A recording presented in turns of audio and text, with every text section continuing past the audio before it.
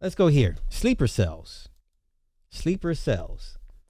Russia raises children from birth inside fake American towns in deep Siberia. Listen, the TV series The Americans is a pretty good example. It was a good show. American food, American TV, American holidays, perfect Midwestern accents drilled in by native speakers brought in for the job. The kids grow up never knowing they are Russian. When they hit their early 20s, the SVR sends them to a cemetery in Canada or the United States, finds a baby who died young with no surviving relatives, and pulls a duplicate birth certificate in that dead child's name. The agent gets a real social security number, a real passport, a real identity. They walk into America as an American citizen who legally exists. Then they live a normal life. Real estate agent, suburban dad, PTA mom, consulting firm partner for 10, 15, 20 years, until one day the radio crackles a coded sequence, or a stranger on the subway whispers a phrase only their handler would know, and the sleeper wakes up. This is what former CIA officer John Krakow just told Stephen Bartlett happens, and the case file is wilder than the story. In June of 2010, the FBI rolled up 10 of these agents across Boston, Yonkers, suburban New Jersey, and Northern Virginia in Operation Ghost Stories. They had been watching them for more than a decade. One couple, posing as Canadian, had been in Cambridge, Massachusetts, long enough to put one kid through high school and into college. The husband held a Harvard MPA. The wife sold houses through Redfin. Their two sons were born in Toronto and grew up believing they were Canadian. When the FBI raided the home, the kids found out their parents were Russian intelligence officers from the agent's own arrest warrants. One agent's mission was to cultivate a venture capitalist who co-chaired Hillary Clinton's 2008 presidential campaign.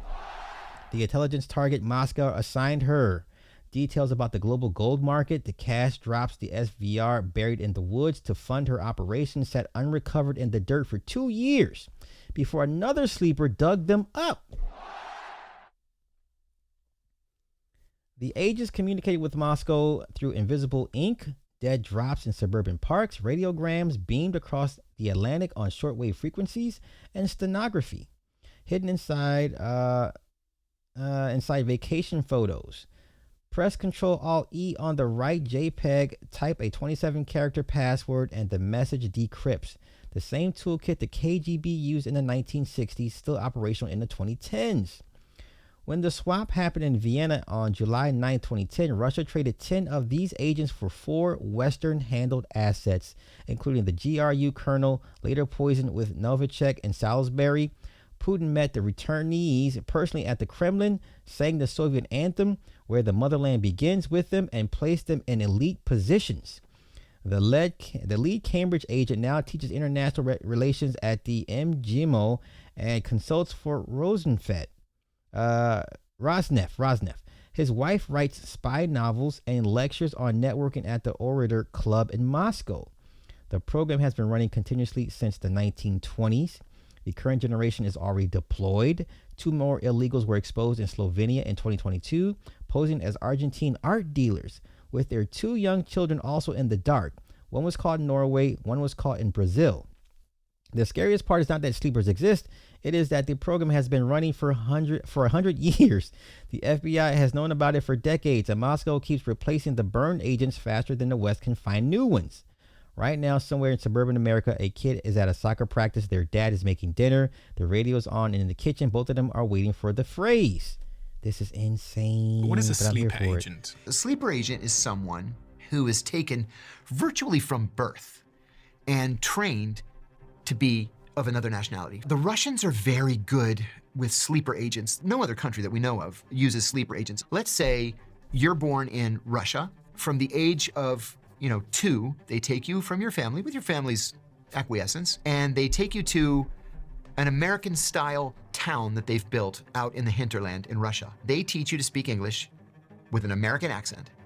You watch American TV shows, you watch American movies, you eat American food, you get an American-style education. So I have no idea that you're not American. And then they send you to the United States with a fake ID. I was born in 1964, so they'll go through death records from 1964 and they'll look for deaths where the person was only a day or 2 old. They'll take that name and the birth date, and they'll get a social security card with the birth date. They'll use the social security card to get you a passport. So you come here on your American passport, everything's legit. Now your name is Bob Smith, which was really that baby's name that died. And you get a job. You may work as a travel agent for 20 years and never hear from them, but then they'll activate you. And they'll say, we want you to go take care of this target over here. Kill him. Yeah. Or we want you to get a job at the Defense Department and give us everything that you can steal. I interviewed a former sleeper from the East German Intelligence Service, raised as an American, sent to New York. He got a job, he got married, and he had a daughter. And he told me, as soon as I looked at her face the day she was born, I realized this life wasn't for me anymore. So they sent him an activation. What they do is listen to your radio message, a voice just saying 6, 5, 8, 12. That's called a reading from a one-time pad, a message from the KGB to a sleeper. But those numbers don't mean anything unless you have the decryption pad. He gets one of these messages and he didn't respond to it. He was on the subway one day. He's just standing there holding the strap. And this guy came up to him, and the guy grabs the strap next to him and whispers in his ear, if you don't report back, I have to kill you. He ran straight to the FBI field office in New York. And he said, I'm an East German sleeper and I want to turn myself in. And he became a prolific source for the FBI. He came over here young and did this for 25 years. As soon as his daughter was born, he was like, wow, this is what life is for, not... Wow. Okay, let's end it there. That's how deep the rabbit hole goes. That's how deep the rabbit hole goes.